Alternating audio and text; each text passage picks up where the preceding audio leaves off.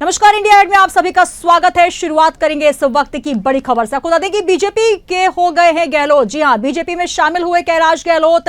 कल ही आम आदमी पार्टी से इस्तीफा दिया। दिल्ली सरकार में मंत्री थे गहलोत, जो कि अब आम आदमी का दामन छोड़ के बीजेपी की सदस्यता ग्रहण कर चुके हैं। बड़ी खबर आपको दे रहे हैं, जहां पर बीजेपी में शामिल हुए हैं कैलाश गहलोत। परिवहन मंत्री थे और आपको बता दें कि अब दिल्ली सरकार में मंत्री के बाद अब बीजेपी के हो गए हैं आम आदमी पार्टी को छोड़कर कैलाश गहलोत। ये बड़ी खबर आपको दे रहे हैं, जहां पर आम आदमी पार्टी को एक बड़ा झटका, जहां पर दिल्ली में बीजेपी में शामिल हुए मनोहर लाल खट्टर की उपस्थिति में उन्होंने बीजेपी की सदस्यता ग्रहण की। तो ये तस्वीरें भी आपको साथ में दिखा रहे हैं, जहां पर कैलाश गहलोत आज बीजेपी की सदस्यता लेते हुए नजर आए। और इससे पहले उन्होंने अरविंद केजरीवाल को चिट्ठी लिखकर बताया था कि वो बीजेपी हालांकि ज्वाइन करेंगे। ये स्पष्ट कल नहीं हो पाया था, लेकिन अटकलें लगाई जा रही थी। लेकिन आज तमाम अटकलों पर पटाक्षेप लगते हुए बीजेपी ज्वाइन कर चुके हैं पूर्व परिवहन मंत्री आम आदमी पार्टी के कैलाश गहलोत। और आज मनोहर लाल खट्टर की उपस्थिति में ये तस्वीरें आपको दिखा रहे हैं मंच की, जहां पर बीजेपी की सदस्यता ग्रहण की है कैलाश गहलोत ने।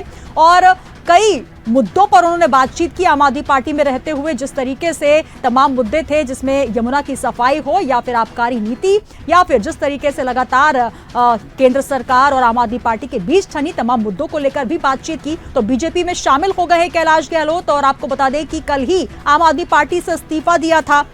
तो दिल्ली विधानसभा चुनाव से ठीक पहले वाला जो साल है, वो आम आदमी पार्टी के लिए झटके वाला साल कहा जा सकता है। लगातार जो मंत्री और नेता हैं, उनके बागी तेवर नजर आ रहे हैं और एक एक करके बीजेपी की तरफ रुख करते हुए नेता नजर आ रहे हैं। हालांकि देखिए किस तरीके से तस्वीरें स्पष्ट हो गई हैं। अब कैलाश गहलोत, जो कि पूर्व परिवहन मंत्री रहे हैं आम आदमी पार्टी के, अब बीजेपी की सदस्यता ग्रहण कर चुके हैं। तो दिल्ली विधानसभा चुनाव से पहले आम आदमी पार्टी को बड़ा झटका लगा है। आप मंत्री से इस्तीफा देने के बाद कैलाश गहलोत बीजेपी में शामिल हुए। उन्होंने मनोहर लाल खट्टर, दुष्यंत गौतम और हर्ष मल्होत्रा की मौजूदगी में बीजेपी की सदस्यता ग्रहण की। आपको बता दें कि एक दिन पहले ही आपकी प्राथमिक सदस्यता से इस्तीफा दिया था और इस बीच आपके संयोजक ने गहलोत के बीजेपी में शामिल होने के सवाल पर कहा था कि ये गहलोत की मर्जी है, जहां जाना है वहां जाएं। साथ ही कैलाश गहलोत ने आम आदमी पार्टी पर बड़ा भी आरोप लगाया और कहा कि एक और दर्दनाक बात यह है कि लोगों के अधिकारों के लिए लड़ने के बजाय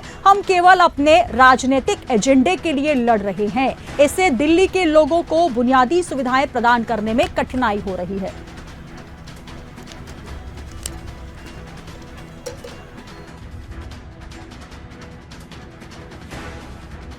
तस्वीरें आपको दिखा रहे हैं, बीजेपी में शामिल हो गए हैं कैलाश गहलोत। ये तस्वीरें स्पष्ट की आपको दिखा रहे हैं। और चलिए सीधे रुक करेंगे, हमारे साथ मेहमान जुड़ रहे हैं चर्चा के लिए। हमारे साथ अतुल शर्मा जी, प्रवक्ता आम आदमी पार्टी से जुड़ रहे हैं। अतुल जी, बहुत स्वागत है इंडिया एड में सर, नमस्कार। और साथ ही बीजेपी से हमारे साथ आलोक वत्स जी जुड़ रहे हैं। आलोक जी, बहुत बहुत स्वागत है सर, नमस्कार। सर, आवाज पहुंच रही है आप तक? चलिए सीधे रुक करेंगे। सबसे पहले अतुल जी, आपका ही रुक करना चाहूंगी। जिस तरीके से आज कैलाश गहलोत जी, जो कि बड़े पद पर रहे हैं आम आदमी पार्टी में और परिवहन मंत्री के तौर पर लगातार और बड़े बड़े पदों को भी उन्होंने संभाला, लेकिन अब जिस तरीके से कल ही उन्होंने आम आदमी पार्टी की सदस्यता को त्याग कर आज बीजेपी की सदस्यता ग्रहण की है, क्या कहेंगे इस बदलाव को लेकर, इस बागी तेवर को लेकर?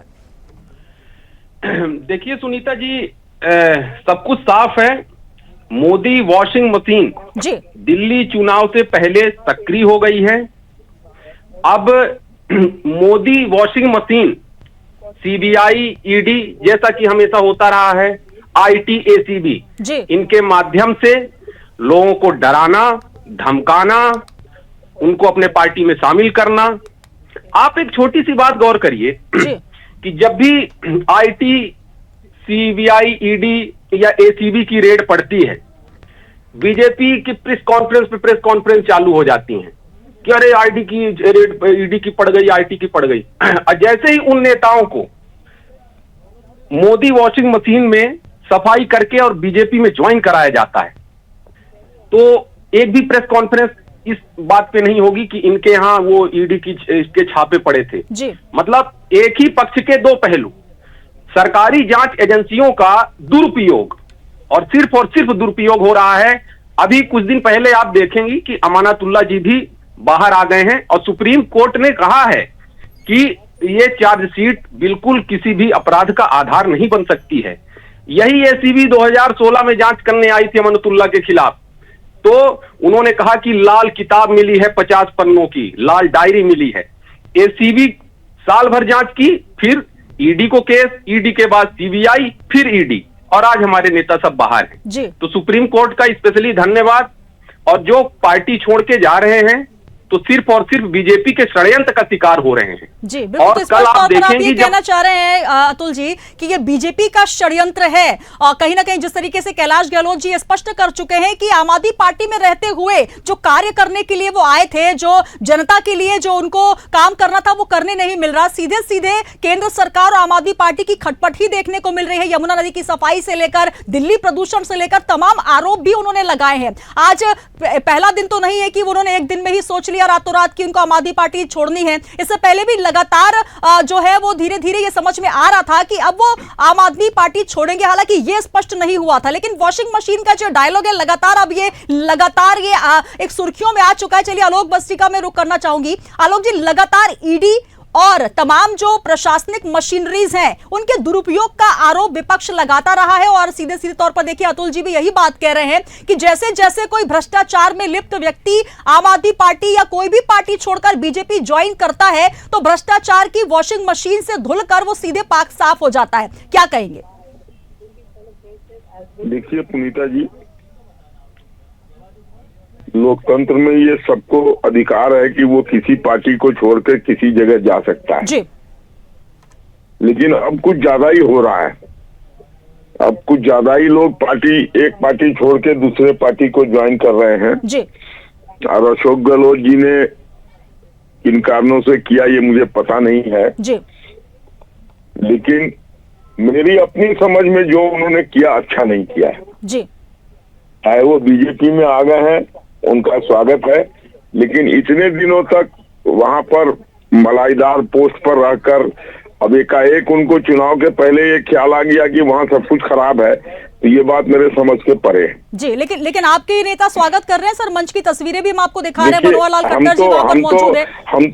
हमारी अगर संख्या बल बढ़ेगी जी और हमारे यहाँ लोग आएंगे तो यही तो आरोप लग रहा है ना बीजेपी पर। इससे पहले जब ईडी ने निशाना साधा आबकारी नीति को लेकर, जब दिल्ली में मंत्रालय सेट हुआ, तब वहां पर मनीष सिसोदिया जी, सत्येंद्र जैन जी और कैलाश गहलोत जी, तीनों ही मंत्री उसमें शामिल थे। एक एक कर ईडी की पूछताछ हुई और धीरे धीरे मनीष सिसोदिया जी जेल पहुंचे, अरविंद केजरीवाल जेल पहुंचे, सत्येंद्र जैन जेल पहुंचे। लेकिन अब जैसे ही कैलाश गहलोत को पहले पूछताछ के लिए बुलाया गया, अब जब वो बीजेपी में आ गए हैं तो क्या कहेंगे आप? क्या जो आरोप लग रहे हैं वो वाकई पाक साफ हो जाएंगे या वैसे ही उनसे पूछताछ होगी? देखिए, ये तो भविष्य बताएगा जी। लेकिन मेरे समझ से अगर किसी के खिलाफ केस दर्ज है तो वो केस तो यथावत रहेगा, उसमें थोड़ी ढिलाई हो सकती है लेकिन केस को खत्म करने का अधिकार तो किसी को नहीं है जी। तो कहीं ना कहीं आप संतुष्ट नहीं लग रहे हैं आलोक बस जी। हालांकि मुस्कुराते चेहरे के साथ यहाँ पर बीजेपी की सदस्यता ग्रहण करते हुए कैलाश जी नजर आ रहे हैं। अतुल जी, संक्षिप्त में आपकी प्रतिक्रिया लेना चाहूंगी। हालांकि बीजेपी के कुछ नेता खुश नजर नहीं आ रहे हैं, लेकिन बड़े नेता जो है उनको बीजेपी की सदस्यता ग्रहण करवा रहे हैं। और देखिए, आलोक जी का यह भी कहना है कि समय बताएगा। हालांकि आरोप उन पर अभी खत्म नहीं हुए, ईडी की पूछताछ जारी थी उनसे। देखिए, ईडी सीबीआई का ट्रैक रिकॉर्ड सुनीता जी पूरे भारत देश के सामने है। इनका कन्विक्शन रेट जो है वो अंडर 0.5% है, और यही ईडी सीबीआई इनके अधिकारी कर्मचारी राजस्थान में घूस लेते पकड़ाए, केरल में पकड़ाए, दिल्ली के ओखला में 20 लाख रुपए की रिश्वत लेते पकड़ाए।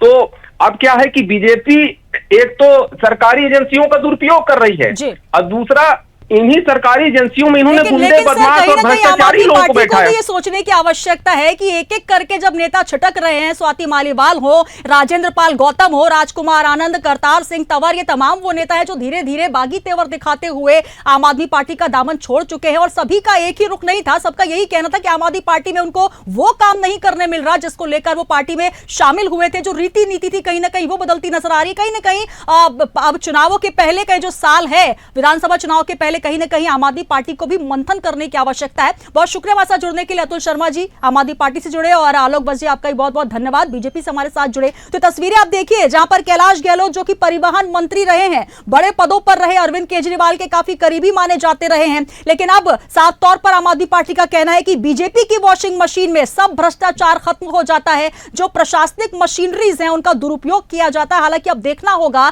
कि इससे पहले पूछताछ के लिए कैलाश गहलोत को बुलाया गया था, अब इसमें आम आदमी पार्टी को कितना झटका लगता है और बीजेपी के अंदर खाने में किस तरीके से इसको लेकर अब कवायद होती है।